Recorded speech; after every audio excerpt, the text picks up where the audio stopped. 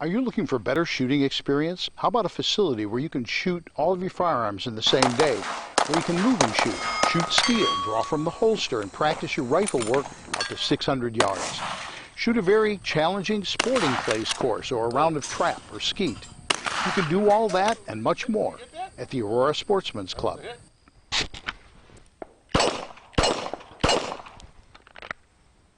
Hi, I'm David Lombardo, president of the Aurora Sportsman's Club.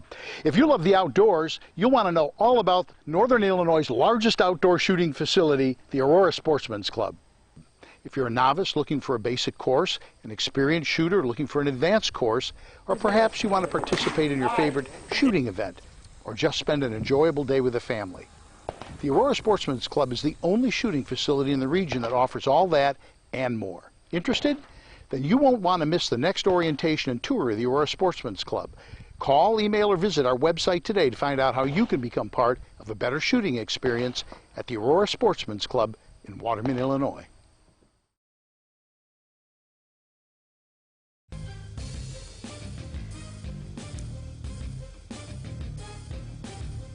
He is the human Molotov cocktail that they can legally throw into the system that stole their lives from them. So we're going to create a new government that serves you, your family, and your country. It's time for On Target Radio, Chicagoland's only radio show dedicated to the red meat issues that affect your life, from gun control to freedom of speech. Now, debating, debunking, and discussing today's hot issues, here are your hosts, David Lombardo and Gretchen Fritz. Welcome to On Target Radio. Tonight, David's Rant of the Week asks, why is Mexico the arbiter of the Second Amendment? It's now common knowledge Obama has established a shadow government and black Trump haters are calling for white genocide, but now even the Democrats are calling it the devil. Then, David and Gretchen will take a look at problems in the City of Lights and throughout Europe. And will Congress ever get rid of Obamacare? All that and more on tonight's On Target Radio. So give us a call at 815-205-1584. That's 815-205-1584. Or go to Facebook, like our page On Target Radio, and ask a question or make a comment there. Today's Rant of the Week and more of David's work can be found at bearingarms.com. And now, from the seething cauldron of personal opinion, it's David's Rant of the Week.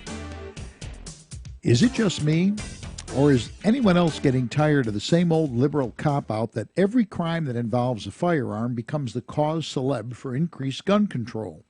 Never mind the poor guy got shot with a .38 caliber revolver, we're going after assault weapons this week, or high-capacity magazines, or grenade launchers. I'm not making that one up. Earlier this month, Bearing Arms reported that an illegal immigrant from Mexico was charged in Texas with attempting to purchase an M203 grenade launcher and 3 AK-47s. Given a grenade launcher, even by the most violent gang standards, is a bit of overkill when you're sticking up the corner liquor store, it's probably not a stretch to suggest those weapons were destined for Mexico. To be candid, I have no doubt others make their way across the border too. Enter Mexico's President Enrique Peña Nieto. Nieto based the warmth of blaming the U.S. for his violent crime problem. He loves to wax eloquently on about how violent it is in the U.S. and how we're exporting our violence into Mexico. I wonder if he's ever considered putting up a wall to stop the trafficking.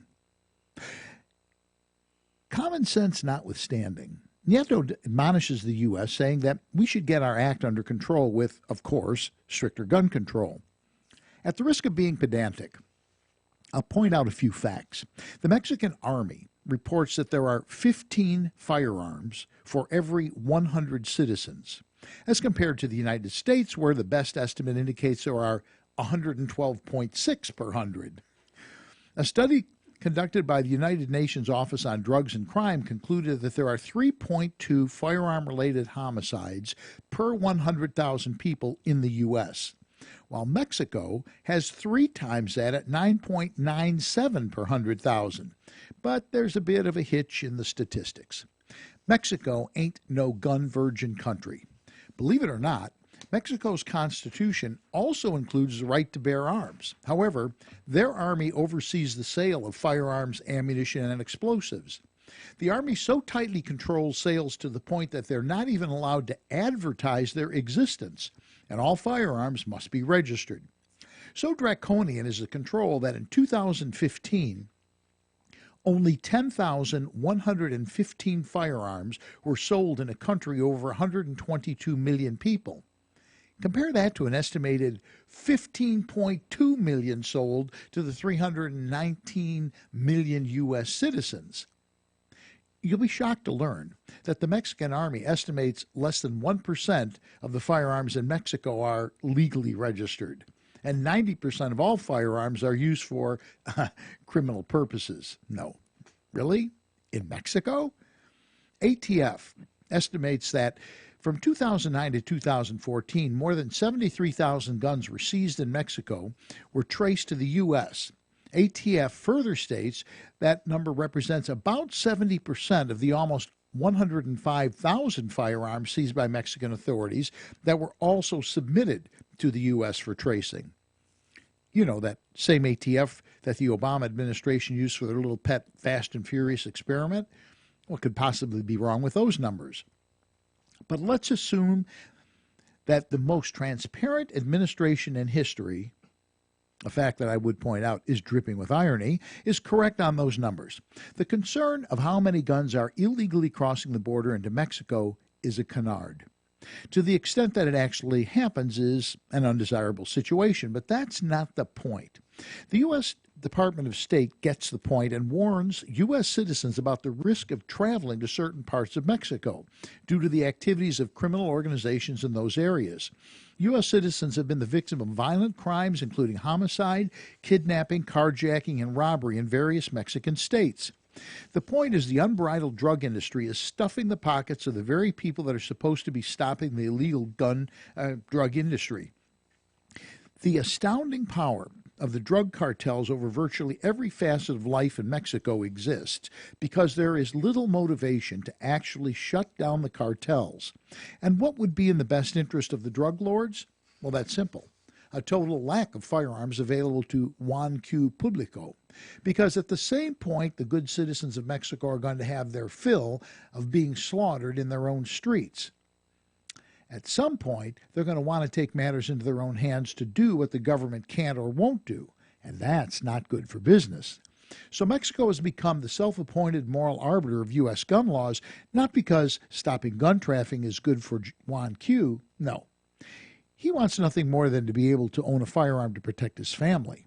Stopping gun trafficking is good for the cartels who want absolute control of the country, because that's just good for business. And that, Gretchen, is my rant for the week. This is totally unrelated to your rant, but I looked at that shirt today. I almost wore it. What? I almost wore that same shirt today. Oh, okay. Well, what can I say? I just thought that was funny. Glad my rant made an impression. We're now, our rant and other writing that I do is now on bearingarms.com. So we have a little symbiotic relationship. They kind of advertise for us. We kind of advertise for them. Yeah. That's a nice relationship. Yeah. You know, they're part of the Salem group. They're part of WIND's group. Townhall.com. Yeah. Exactly. Townhall.com. They didn't want me to write for Townhall.com. They're good people. Well, Townhall's pretty full. They're up to their eyeballs in. That's exactly what they said. They said, we're really full, which means translated into you're not anybody that they said, counts. What was the line from Jack Nicholson in As Good as It Gets? As good as it gets? He's What like, if this is really as good as it gets? No, he said something like, we don't need any more crazy. We're off. We're all full up or something like that. But the Bearing Arms people go, oh, we'll take that crazy. Yeah, that's fine. It works for us. Send them over here. That's our brand of crazy right there. You know, what can I say? They're good folks, though, and it's nice. It's nice writing for them. So I love Town Hall. They've got Katie. They have a lot of fairly well-known Katie people. Pavlich and S.E. Cupp and lots of really great conservative writers. It's a good organization, and they do video. They do all kinds of stuff. There's a lot of possibilities of things that we can do. We can start doing video news. I'd like to meet some of those pundits that I so admire. It was nice meeting Michelle Malkin that one time. Yeah. She's very nice. She is very nice. I like meeting the Colonel Yes. West. Yes. Yeah. That was good too. Cool guy. He's nice too. He was on top of it. I went up to him and I said, it's a pleasure to meet you, Colonel West. I was danger forward. He goes, Big Red 1. Yeah. He knows his stuff. Yeah, he knows. Well, I mean, again. Yeah. You know what you know. You know what you know. Well, he's a colonel. Colonels know stuff. That's what he should know. Exactly. That's his area of expertise. It does. Yeah. I see Hal Moore died. Colonel Hal Moore was the Adrang Valley, first major engagement in Vietnam. We were soldiers once and young. Okay. You never saw that? No. I mean, by name, I know what you're talking about, but that's no. one of the most realistic. Of course, it's factual, but it was one of the most realistic war movies I've ever seen because they actually. One of the things you notice when you're in an area where there's been like a firefight or something has happened, or you're in one, they like shoot through leaves and stuff when people are shooting, and sunlight comes through that, and it makes it very kind of surreal. That movie was pretty good at making it sort of surreal. Anyway, he passed away. I don't know. You know, Eric, 2 weeks ago? I think he passed away 2 weeks ago. He was 90-something. Anyway, that is amazing. So the whole this whole gun running stuff over the over the Mexican border, I'm sure that stuff is going on. I don't doubt that for a second, but that the Mexican government would blame us for their violence, I find particularly ridiculous. It's quite disingenuous. Yes. Yeah. Yeah, I mean, if they were and we had an article. I think it was last week. We had an article, and they were saying, if we don't like what you're doing, we're not gonna help you with the drug cartels at the border at all. We're not gonna suppress that crime at all. And I'm thinking, and that would be different than how it is now. Exactly. How? I mean, those people on the jet ski went on the wrong side of the lake and they got shot. And they crossed over the middle of the line between the U.S. and Mexico in a lake, and they got shot. I mean. All right, we're going to be back with more on Target Radio. When we come back, black racists, Trump haters are calling for white genocide, and even the Democrats are getting tired of Obama's shadow government. All that and more when we return on Target Radio.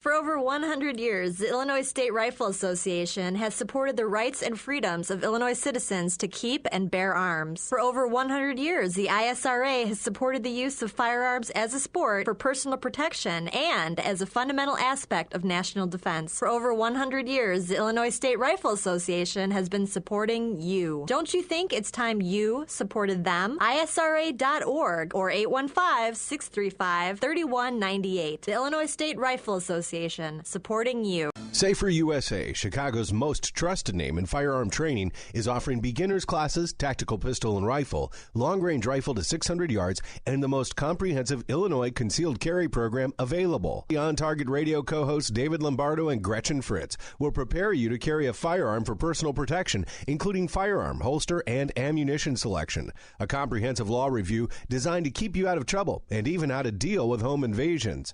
Firearm, ammunition, holster, class notebook, and lunch are provided. Safer USA and the Aurora Sportsman's Club invite you to participate in this one-of-a-kind Illinois concealed carry program that also qualifies you for Florida, Utah, and Arizona non-resident permits.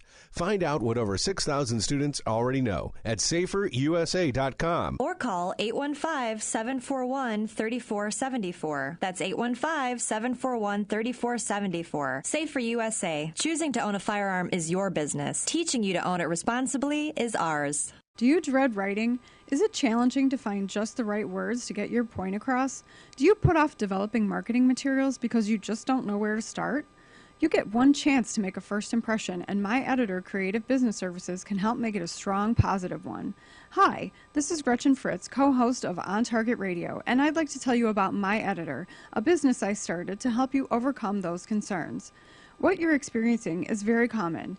My Editor has helped business owners, candidates for political office, and even authors and public speakers. At My Editor Creative Business Services, we can simply edit your existing work or help you develop an entire writing plan of action from initial project design through final copy. We are easy to work with and will help you get your point across in the most effective manner. If words escape you, send me an email at myeditor@mail.com. Use My Editor Creative Business Services and go to print with confidence. That's myeditor@mail.com, or find us on Facebook.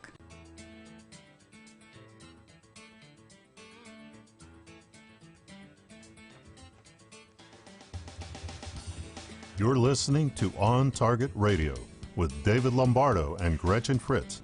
Here's David and Gretchen with more interesting conversation on gun control, concealed carry, freedom of speech, and other red meat issues that affect your life. This segment is brought to you by the Will County Grassroots Division of the Illinois State Rifle Association. Join like-minded friends supporting the right to keep and bear arms in Illinois at 7 p.m. on the third Wednesday of the month at the Silver Dollar Restaurant in Elwood, Illinois. So this piece that was in the Constitution, written by Dave Jolly, I thought it was a pretty interesting piece. Black racist Trump haters are calling for white genocide. I mean, this woman in Canada is kind of a nutcase, but you know he makes a good point. We have become so accustomed. We can't say the N-word. We can't say this. We can't say that. You know, there's all these things we're not allowed to say, and they certainly don't pull punches when they talk about us. No. As I always say, they're lousy with double standards. I mean, there doesn't seem to be, you know, he mentions a number of things as far as discriminating against Christians, you know, having hate speech against Christians and white people and, you know, all these sorts of things. And, you know, there's no repercussions for them. None. She's calling for white genocide. Nobody seems to think that. What's ironic. Now, this lady is in Canada. Let's be clear. Well, but there's white people on both sides of the border. No, I understand, but I'm just saying this is not technically here. But it is. She's one of the co-founders of Black Lives Matter in Toronto, right? Yeah. But here's the thing. Canada's sort of like the 51st state without a vote. You know what I'm saying? They're like and they love it when you say that. No, they say it. They say that, and they don't love it at all. I know, that's what I I'm being facetious. And it's a point well taken by the Canadians because, you know, whatever we do affects them economically, and they have no say in it. And I'd probably be a little frustrated over that. Yeah, absolutely. But most of them live in the woods, and they don't know. They just... I think most of them live in cities, actually. I'm just saying. The people I know live in the woods. They don't really care. As long as, you know, we go up there fishing and hunting and stuff, they're happy. True. But they want us to come up and spend money. You know, the problem is every time you want to talk about this subject, it starts out looking left and right. You know what I'm talking about? Like the joke, you know, when somebody says, I got a great joke to tell you, look left and right, you know. Who's around. Yeah, it's going to be racist or sexist. You know, it's going to be something like that, right? And every time you want to talk about this subject. I don't mind, just for the record, I don't mind a good blonde joke. It's got to be good, though. It can't be like, you know. I got a few, but not for radio. Like a parting shot, yeah. Yeah, no. Like, I don't like the slutty blonde jokes. Those aren't funny. Oh, okay, I don't have that many. I'm sorry, I just... fine. But the point is this. If we, even jokingly, suggested that there should be black genocide, even jokingly, that's not funny. No, we would be pillared at the stock. And if we were still on WIND, we wouldn't be the next day. We wouldn't be that on would be the end of WIND. it. And yet these people come out with this stuff. Yeah. It's like Father Flager and dragging John out of Chuck's gun store into the street and killing him. Yeah. If we said drag Father Flager out of St. Sabina's Church and kill him, oh my God, there'd be hell to pay. This woman's name is Kogali, and she said that white people are a recessive genetic defect. Yep. And she also said, please, Allah, give me strength to not kill these men and white folks out here today, when she was going out for a protest or something. Clearly a class act. Very classy. Yeah. Yeah. Lower. Yeah, and she goes, whiteness is not hummixness? Oh, humanness. Oh, is that a typo? I think it's a purposeful typo so that it can't be like Googled or so that it won't trigger any. Oh, well. So she says, in fact, white skin is subhuman. Yes. White people are recessive genetic defects. This is factual, the Post reads. White people need white supremacy as a mechanism to protect their survival as a people because all they can do is produce themselves. Black people simply, through their dominant genes, can literally wipe out the white race if we had the power to. Well, that's pleasant. There's something funny about we could wipe you all out if we only had the power. Yeah, we could cure cancer if we just had a cure if for we cancer. only knew how to cure cancer. Yeah, exactly. You can't make this stuff up. Yeah, I just think this is funny. All they can do is produce themselves. Last time I checked, that's what we all did. Yeah, we all just pretty much make copies of we ourselves. Try. We try. Yeah. We're mobile Xerox machines. Pretty much how procreation works. Yeah. We probably don't want to go down that road here, but here's the point. Yeah, no, we're not going to talk about that. So even the Democrats, people have been saying for some time now there's a shadow government. And when they first started saying, I'm going, okay, this is more conspiracy crap. It turns out there is. And what it is it was Obama's, he had this thing called Organizing OFA. for Action, right, OFA. And what he's done, he's now mobilized that literally as a shadow government. And there's a lot of people involved in that. However, the lesson of the election was not lost on the Democrats. It turns out, we looked this number up, and in this thing, Democrats lost a net total of 1,042 state federal posts, including congressional and state legislative seats, governorships, and, of course, the presidency. 1,042 under one president. What could possibly be wrong with that? I think they're doing the right thing personally, but they're getting fed up with the OFA, and they're saying all kinds of really bad stuff about it. Yeah, the executive director of the Louisiana Democratic Party, after Obama sent out basically an email to OFA people in order to protect Obamacare, he responded in a private email to fellow party leaders, "This is some grade A bullshit right here." They're not happy. And I'm allowed to say that because I'm quoting someone else. That's, you got to be careful who you quote. For instance, I wouldn't quote you because that would really get me in trouble. Right, exactly. There'd be F words in it, most likely. Yeah, there's a blonde joke. But anyway, but here's the interesting thing, and I think this is the line in my mind that truly defines how screwed up liberals are. This is the Nebraska Democratic Party chairman, Jane Klebe, told Politico, a real conservative piece of paper that is, told Politico, she said, she's talking about Obama now, she said that group, OFA, they gave us a great president for 8 years, but we lost everywhere else. So, you would think they could relate the policies of the president to the fact that they lost 1,042 seats across the board. Mm-hmm. They're trying to stick it on Hillary. Hillary didn't do that. Yeah, I just found this one. That Democratic operative's reaction to seeing OFA trying to get back in the game, it's like seeing an ex-girlfriend show up. That's exactly. I love that quote. Yeah. Give us a call, 815-205-1584. I keep forgetting to put it out. I was going to give you Eric's phone number again. Tell you call him at 1 o'clock in the morning, but I guess I won't. 815-205-1584. Do you support the shadow government? I bet you do. I bet we have listeners right now going, shadow government, yeah. I bet we don't. Probably not.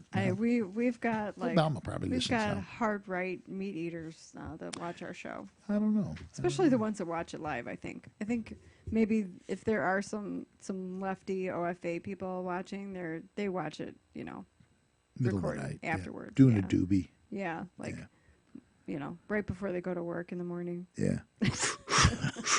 Yeah. I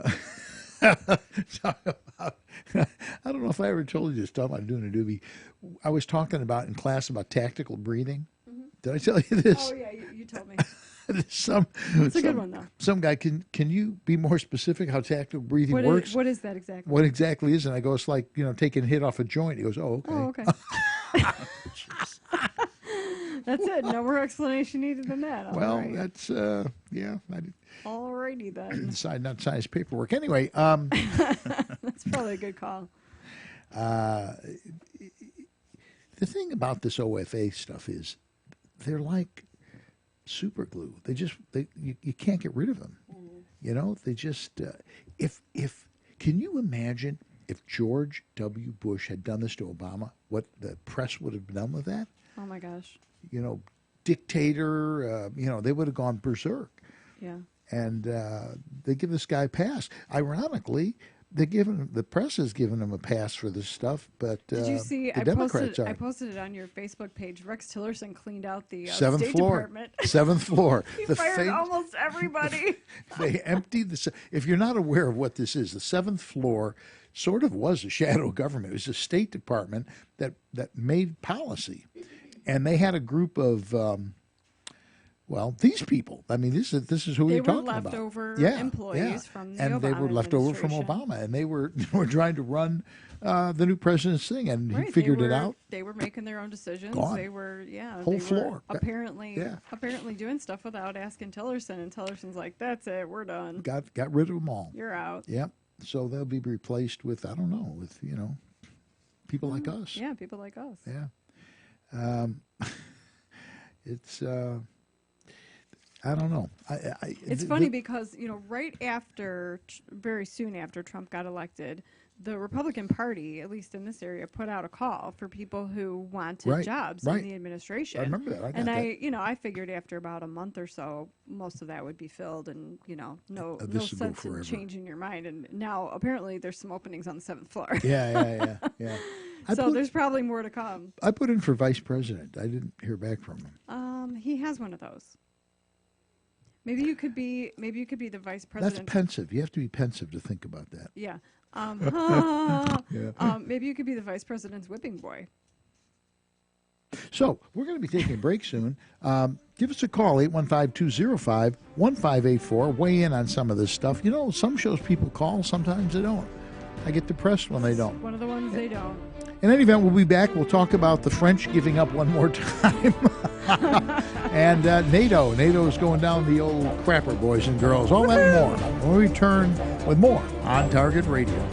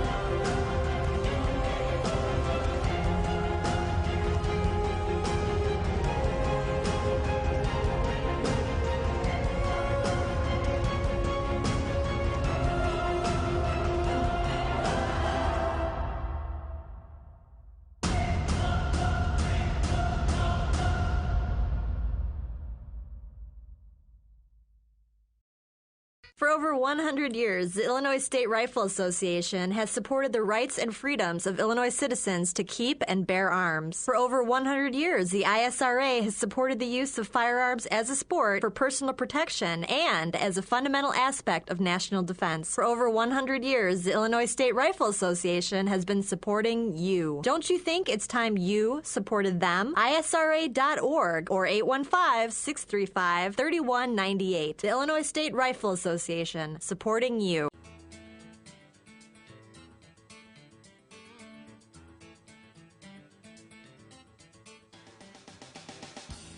You're listening to On Target Radio with David Lombardo and Gretchen Fritz. Here's David and Gretchen with more interesting conversation on gun control, concealed carry, freedom of speech, and other red meat issues that affect your life. I'd make some rude comment about, the French throwing up their hands again. The cheese-eating surrender monkeys, you mean? Well, French police have fled from armed mobs in Paris, and I would make fun of that, except for the fact that it really isn't funny anymore. I mean, it's gotten past. Well, it's serious. Yeah. Yeah, it's gotten past making jokes about this stuff. Although, to whatever degree it's constructive, they brought it on themselves. Oh, we're not doubting that. This article doesn't say who these rioters are, but I think I know who they are. We don't have a problem figuring that out. If it's anything like the riots that have happened in the past, I know exactly who they are. You can see it on YouTube. They're young Muslim men. Exactly. And they did bring it on themselves, and all of Europe has brought it on ourselves, and we are bringing it on ourselves because people aren't taking this stuff seriously. And, I've always liked Paris. I always have. Paris is one of my favorite cities. Hong Kong and Paris are my two favorite cities, but I wouldn't go there now for all the tea in China. You can't pay me to go there. No, I mean, you could get killed in the streets of Paris. You've seen the videos of that stuff. Oh, yeah. No, it's completely anywhere. I wouldn't go anywhere in France. And here's the problem, and I'm really serious. We joke about, they ought to nuke them, they ought to do this, they ought to do that. Mm-hmm. The reality is, these people that are doing that, armed mobs, they should shoot them. Mm-hmm. Oh, yeah. They should just flat out shoot them. That's all.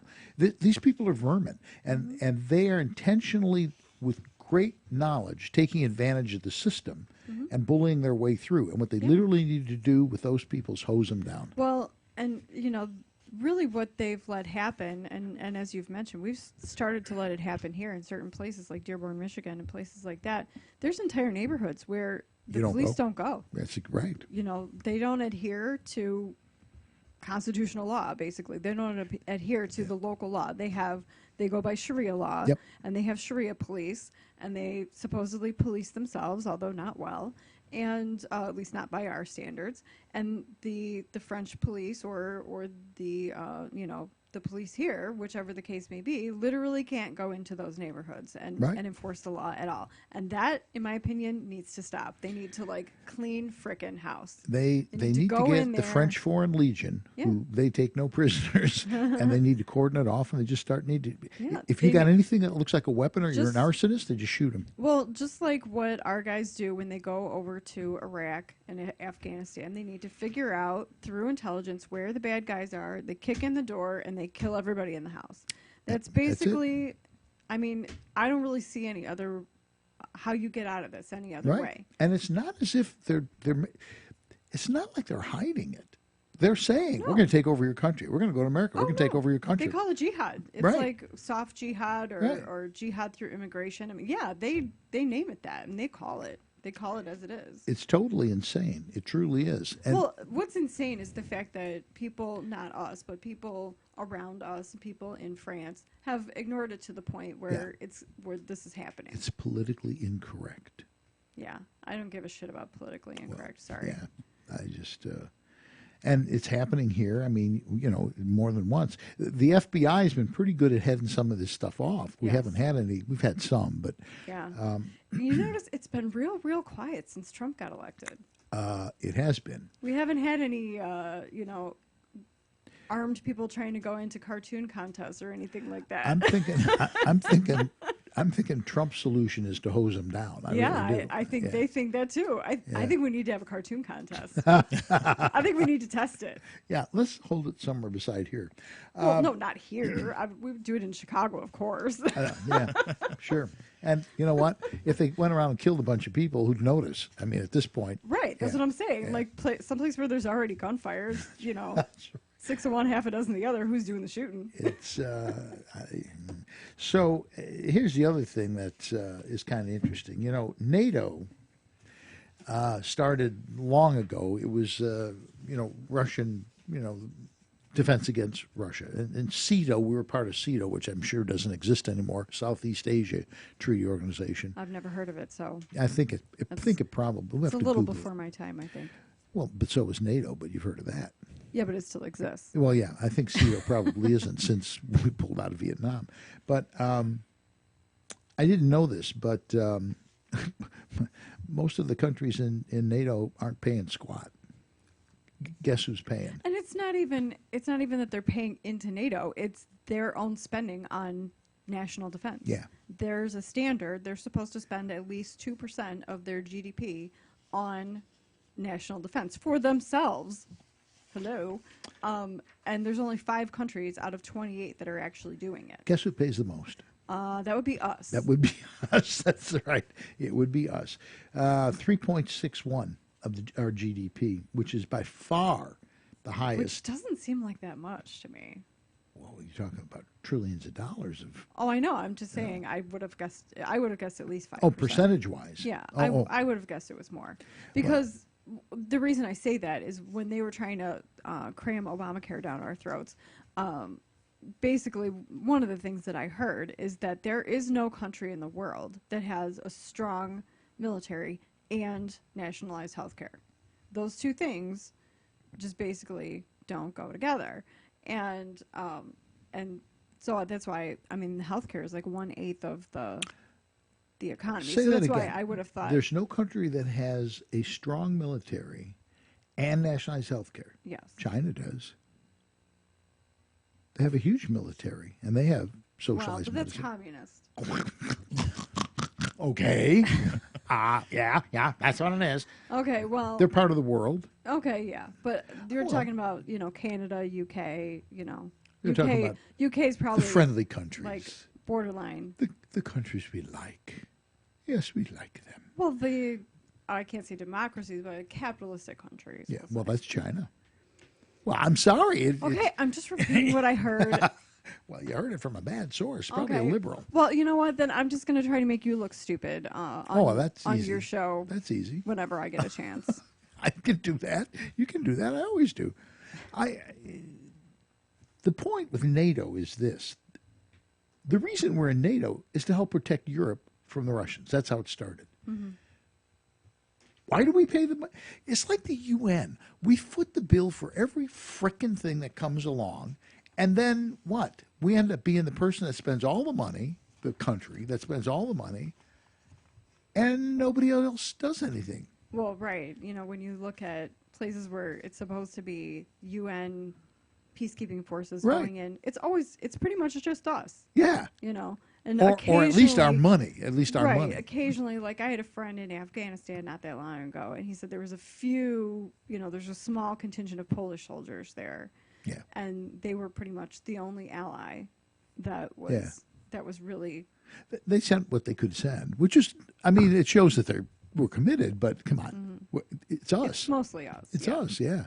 I remember in Vietnam, we had a Korean, group. We had Canadians, and not for a minute do I mean to demean that at all. They sent who they could, what they could afford to send. But in the end, it was us. I mean, and again, I'm not saying anything negative There's about a reason they don't make movies about the Korean soldiers in Vietnam. Is that what you're saying?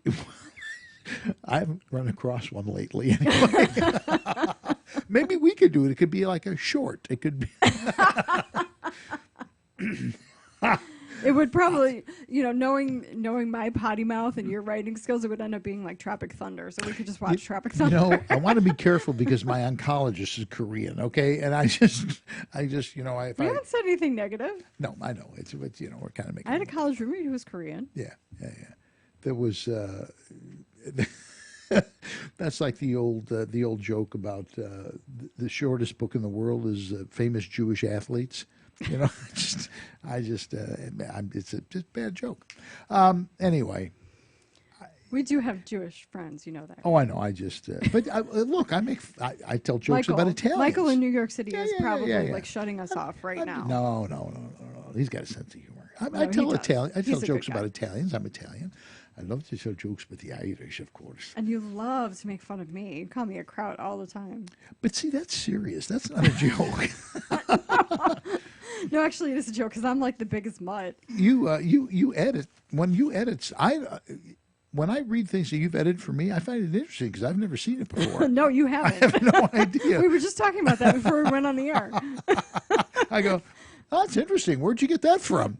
The irony here is that one of your editors has recently hired me as a freelance editor, and the first thing he sent me was your piece. So moving on, give us a call at 815-205-1584. You know, and what do? I had this beautiful piece of work, and you cut out, 95%? It was 1,578 words, and he wanted it below 1,200. Actually, he originally told me he wanted it below 1,000. Well, yeah, he told me between 1,000 and 1,200, and I got to like 1,184, and I had to stop. Yeah, I couldn't cut any more than that. Would you call me verbose? Yes, that's probably a good word for it. Is there an equivalent for writing? What do you say to somebody that can't stop writing? Yeah, it's the opposite of succinct. I don't know. Definitely opposite. Non-succinct. I don't know. Well, I think my paragraphs and stuff are succinct. They say what they want to say. It's just that I've got a lot to say. Yeah. When somebody says, see, here's what happens. When Richard says, can you give me 1,000 words? Yeah, no problem. I'll give you more. Spare. Like, could I actually give you 2,000? Because that'd be easier. But you said yourself, I'm more succinct than you are. That's true. You are. The funny thing is, it dawned on me after I went to write my piece for Richard that he never told me how many words to write. Sometimes he doesn't. So, yeah. Yeah. With me, he always does because he knows whatever he tells me, I'm going to exceed So I it. assumed, about 1,000 was what he wanted, and so that was what I did. But yeah, I think he, I'm, not casting stones, but I think he trusts me more than he trusts you. No, I think he trusts me to write a good article, just not within right, the that's limits what I mean. that he gives me. As far as like, yeah, well, what are you making say? it too long. Bearing arms. Bearing arms is kind of interesting because I haven't. They don't cut back stuff. I mean, whatever I write. They clearly edited it though, because the punctuation was good. Yeah. They do that. But I mean, they don't mess with the content. Yeah, no. Somebody fixed your punctuation. Well, you're dealing with the internet, so there's no limit. It's spongy. You can stretch it. Right. I mean, you're not talking about. Well, we're going to get out of this conversation right now. So, Saved by the Bell. We're going to be back with more on Target Radio, and I don't know what we'll talk about. We're going to talk about something when we come back, and I'll probably get editing. It's going to be super interesting. That's it. All that and more when we come back with more on Target Radio.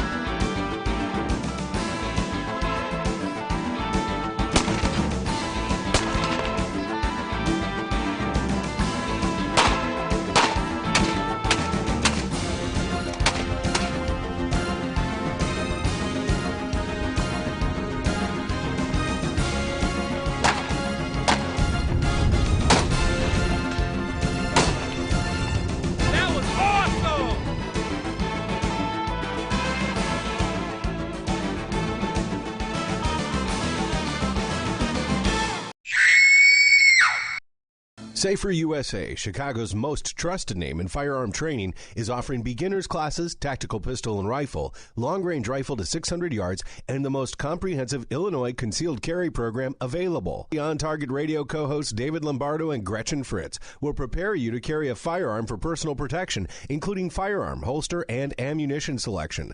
A comprehensive law review designed to keep you out of trouble and even how to deal with home invasions. Firearm, ammunition, holster, class notebook, and lunch are provided. Safer USA and the Aurora Sportsman's Club invite you to participate in this one-of-a-kind Illinois concealed carry program that also qualifies you for Florida, Utah, and Arizona non-resident permits. Find out what over 6,000 students already know at saferusa.com. Or call 815-741-3474. That's 815-741-3474. Safer USA. Choosing to own a firearm is your business. Teaching you to own it responsibly is ours.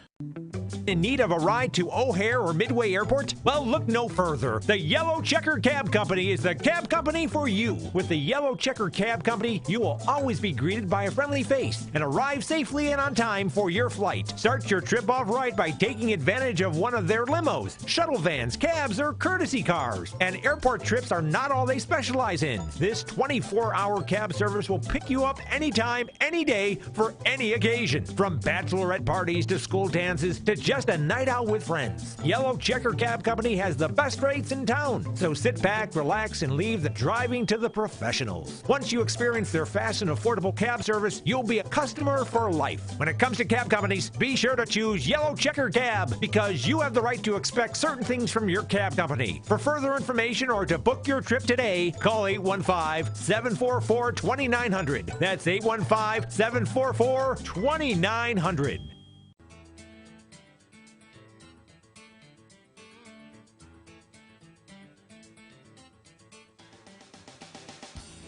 You're listening to On Target Radio with David Lombardo and Gretchen Fritz.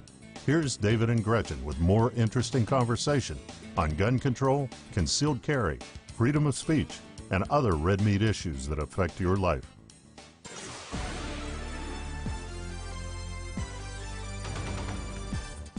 Stand by. Here's Gretchen with your action items for the week.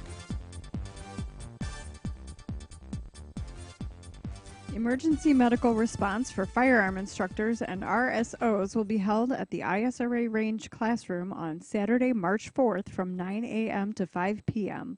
This one-day training course focuses on providing firearms instructors and RSOs with the skills and knowledge to develop emergency medical action plans and how to render immediate medical aid to students injured in training. For more information about this class and how to register, contact John Krupa. His email is jkrupa, K-R-U-P-A, at teamspartan.com or call 708-990-4367. The following Safer USA class is at our facility in Waterman, Saturday and Sunday, March 4th and 5th, Illinois Concealed Carry 1. This 16-hour class will be taught by David and Gretchen and meets the training requirements for Illinois Concealed Carry as well as Florida, Arizona, and Utah. To sign up for classes, go to saferusa.com and click on register. So, the town hall thing, I quite honestly didn't read it. The article, not the website. Didn't have time. Yeah. Oh, yeah, right. So, in a nutshell, what's... So this is from the Daily Signal, which is foundation, the Heritage Foundation. And this guy, Ed Smith, is saying that he went to a town hall in Tennessee that Representative Diane Black was having. She is on the House Ways and Means Committee, and she is the acting chair of the Budget Committee. So she is on the committees necessary to repeal Obamacare. Basically, they're trying to write a reconciliation bill. And so she answered a lot of questions about that. There was a lot of liberals there not wanting Obamacare to be repealed, but there were a lot of conservatives there wanting it to be repealed. And this guy says, I'm concerned that House Republicans are failing to capture the momentum from the election to repeal Obamacare. And he's saying, you know, there's a variety of opinions amongst the Republicans in Congress. You know, some of them want to move forward with caution, get it right the first time. Some want to pass a replacement plan first or at the same time, all these sorts of things. But he's saying that a good doctor knows that if a patient has an infected leg beyond recovery, the only way to save the patient is to amputate. Well, there you go. He's saying, I mean, the concern that people have is if you cancel Obamacare, and as you pointed out on the break, if you cancel it today, it's not going to. It doesn't take effect immediately. Right, yeah. But the concern some people have is that suddenly the poor ones that were dumb enough to sign up for it would be cut adrift. I mean. Yeah, and I don't think that would be. I mean, whatever plan you have, it would still continue under whatever terms. I mean, generally they're good for at least a year at the same rate and the same terms. I mean, they can't just. Sure. They're not just going to drop it. And I don't know how quickly any change would take effect. I mean, some of the things that we want to happen, that conservatives want to happen, is we want you to be able to, we want to have competition across state lines. Right. That would help. There are some states where you basically have no choices. You know, I don't know if there's any states. There's like one provider. Yeah, there's some states where you're just, it's straight Obamacare. There's no private companies offering any kind of options. So, you know, simply by having more options, it's going to lower prices and it's going to increase your choices. But that's not going to happen immediately. You know, those insurance companies, they're going to want to do research. They're going to want to look and see, okay, which markets do we want to get into? Which ones, you know, where do we want to compete? Where do we not want to compete? And so, you know, it's going to take time for any change to take effect. So yeah, I mean, it's kind of crazy of like, oh, we don't want to do anything. You know, it's really more public perception, just like with everything with Congress. Yeah. It really has more to do with public perception of, you know, if they do this, then this is going to happen. And it, you know, a lot of times that's not based in reality. The Democrats are stoking the fire. Right, exactly. I mean, it's just like, you know, it's just like with Social Security. You know, we desperately need a long-term fix for Social Security. By the time, like really right about the time that I'm going to want to start taking Social Security, it's not going to be there. It's going to be insolvent. Yeah. It'll be on.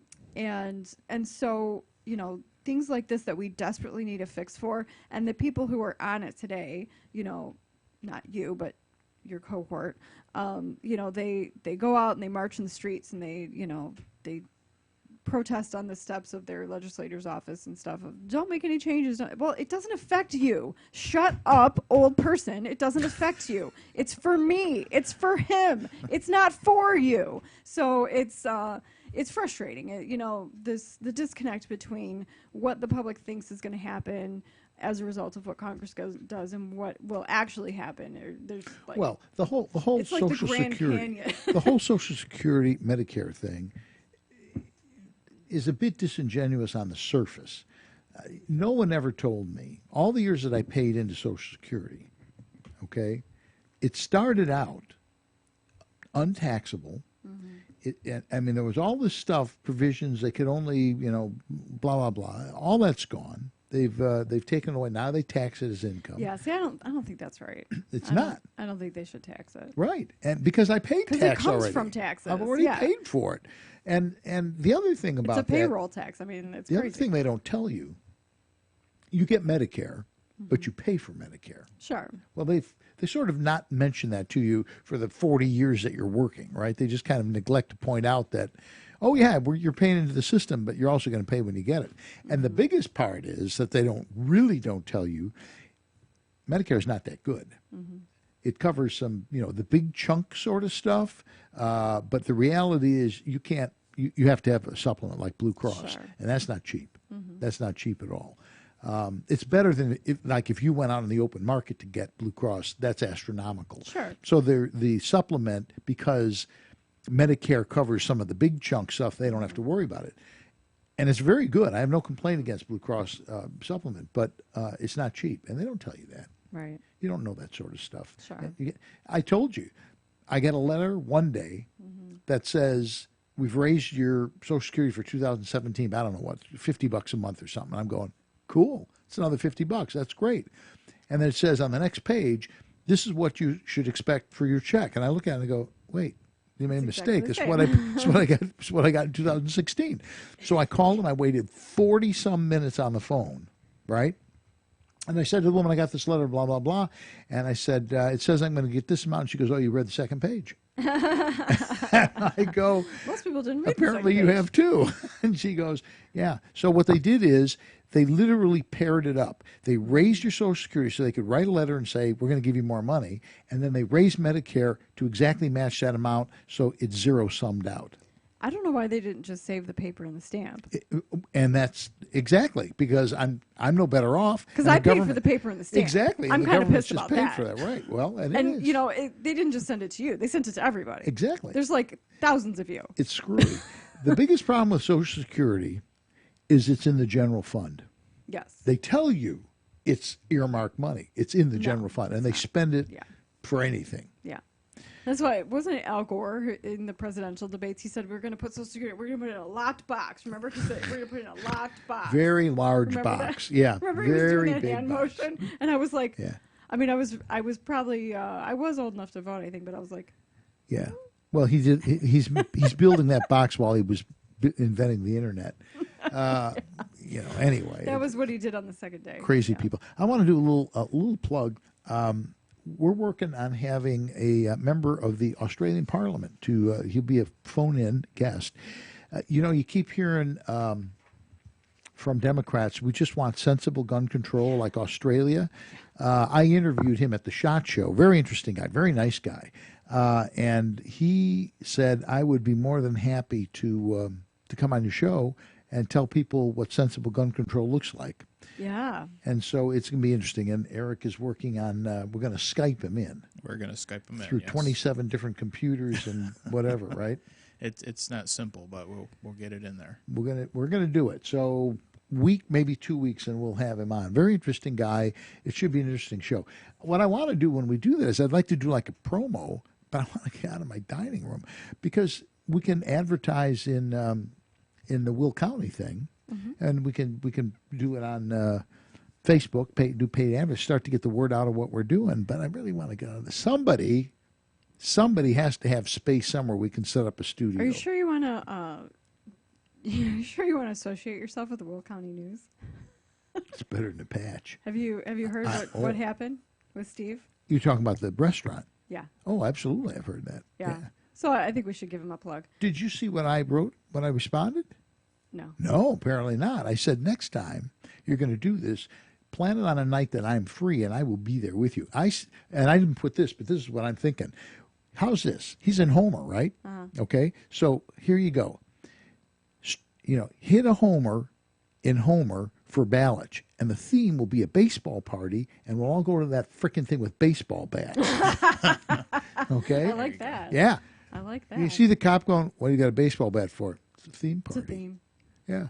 I mean, theme. the baseball bat was the prime weapon of the mob. Yeah. Because why do you got a baseball bat? Anyway, play baseball. The short story is that Steve said something that some feminazis found offensive, and so That's hard to imagine. They called Mullets in Homer Glen, where he's had many fundraisers. He's brought a lot of money to that place. A lot of people from our group have had a lot of fundraisers there, a lot of events there, and they got about 8 phone calls, and so they canceled his event because they're like, we don't want any problems. See, they won, and they let him get away with it. Yeah. And so, which I'm really surprised. That place is in BFE. It's like, yeah, I find it hard to believe that any protesters are literally going to show up there. They probably wouldn't. They're just calling. No, it's idle threats, in my opinion. But yeah, and the fact that Steve has given them so much business over the years. I wouldn't go back. So instead of having a fundraiser, he has a GoFundMe page. I saw. So I'm not saying this for your benefit. Yeah. I know you know. So he has a GoFundMe page, and my theory is I think he'll make more money from the GoFundMe page than he would have from the fundraiser. But I wouldn't go back to that restaurant. Yeah. That's good. I'm happy because it's so far away. I don't want to go there anyway. I wouldn't do it. I'm guessing that if they did that, if they made that same call to whatchamacallit that we go to all the time, pizza place over They there. wouldn't care. No, they wouldn't care. Well, she's hardcore. They'd probably call JPD and they'd just have a couple guys come out and we'd have a theme baseball thing. And yeah, it wouldn't even be a thing. I see, and I put this on the Facebook thing. I said, "You're letting them win," and I know it wasn't up to him. It wasn't up to Steve. No, he got ejected. Right, but I'm just saying they canceled it. You know what I would have from under done? him. I would have sent the word out. Says we're still on the fundraiser out in front. Mm-hmm. We're just going to gather out in front, and we'll have it there. Yeah.